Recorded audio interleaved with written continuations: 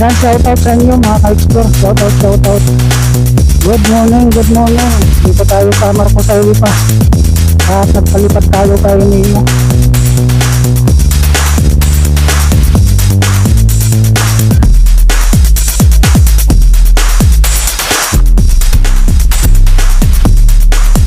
Let's go mga ka-explore.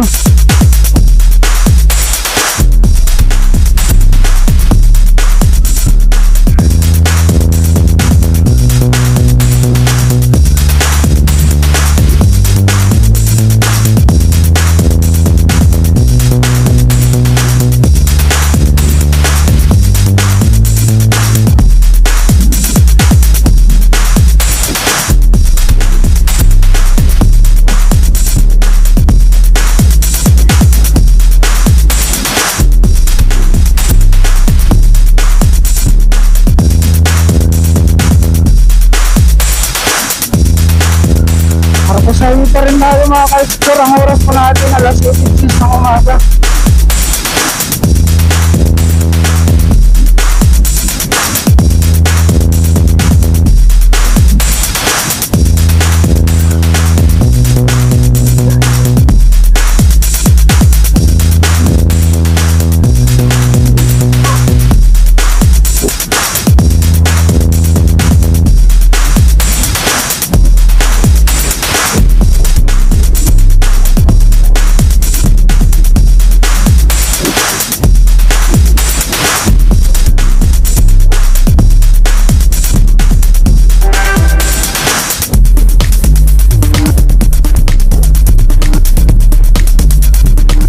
Matakbo lang tayo ng 35 mga ka-explore.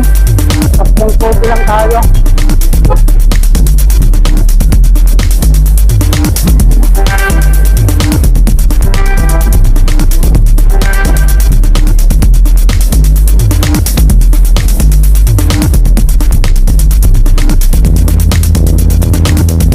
Sobrang init. Panood.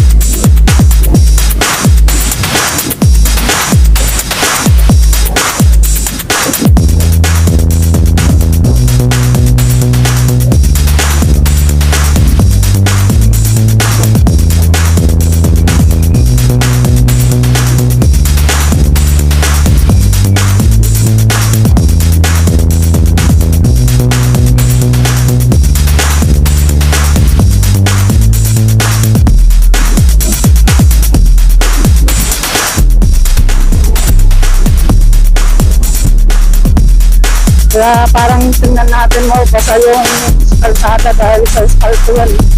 Mamaya pagkarawan na dito yan. Malapit ito. Maganda sa gulong dito. Pagkakapal ng gulong.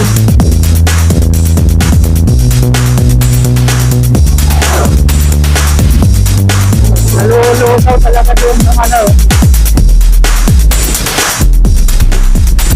Asfalto. Lalo na dito sa baba. Pero madali lang naman tanggalin ko yung mga talsik, yung mga didikit sa mga body ng mga sasakyan o sa ilalim. Pero sun lang yun ang katapat nun para maalis pag nag-linis kayo, nagpunas. Huwag yung gas, huwag kayong gagamit ng gas kerosene, asfalto na nagpakadikit sa inyong mga sasakyan kahit anong sasakyan dyan. Pag yan ay dumikit, kerosene lang po ang gamitin na.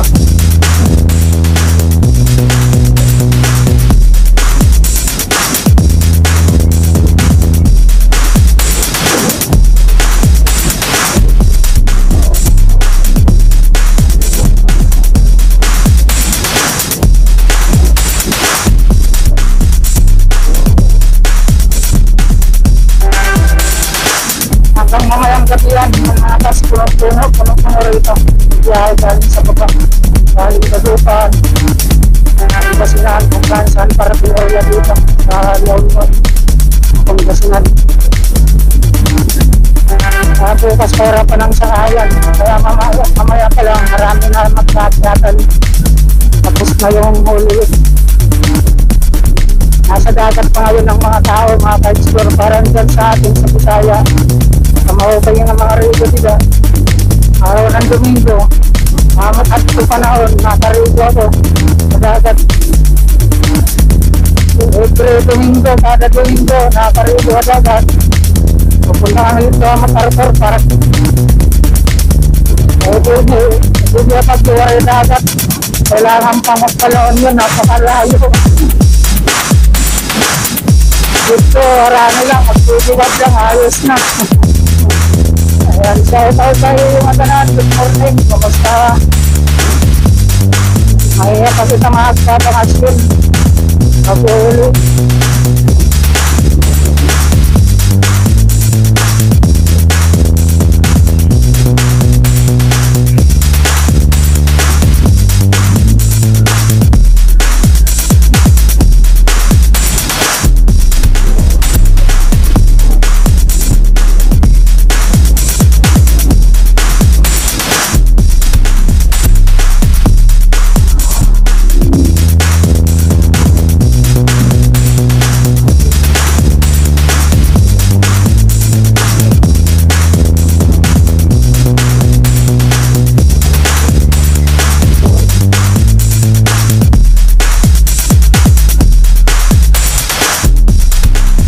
Sana umabot ng gasolina pa natin sa baba. Papangarga lang tayo ng walang budget.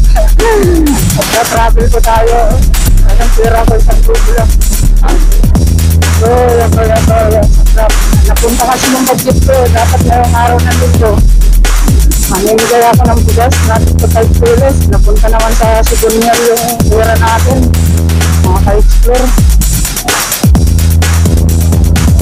At bibili sana yata yun ng 55 kilos para bibili tayo dito sa daon ng bigas. Ako wala, napunado tayo. Kaya ang pag-shoot natin na kulang.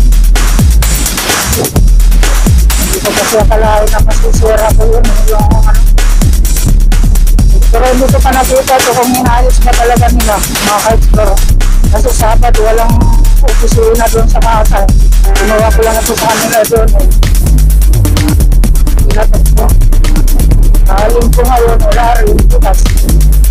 Kaya hindi ko pa malaman ito kung naayos. Hindi ko pa pinatag sa kanila naman para makita ko kung naayos na.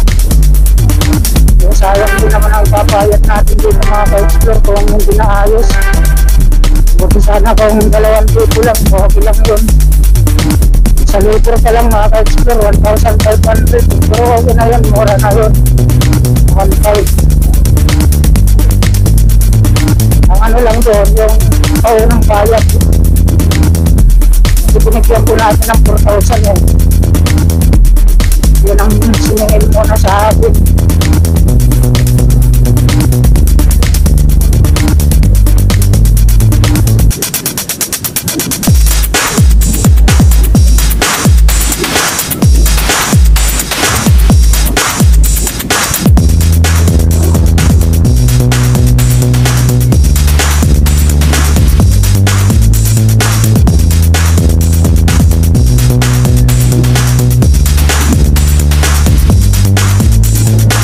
Na pala natin ngayon mga ka-explore, pinapay lang.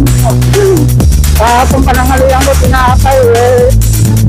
Pag-fusing ko, wala nang oras, alas 3:30 na ng hapon, kaya hindi na ako nakapagsahin. Kaya pumasok tayo sa trabaho kagabi, walang kain na kanin, pinapay lang sa akin. Ngayon, pag-out natin, direct dito, pinapay din mga ka-explore. Mahal kasi yung pagkain dito sa daan, nakabot 250, 300 isang kain lang. Kaya pag nag-travel tayo mga ka-explore, kailangan talaga malaki na pang budget. Hindi na basta-basta ngayon. Yung 1,000 pesos mo, 2 kainan lang pa. Kung mag-isa ka lang, paano kung marami? Marami tayo, wala na.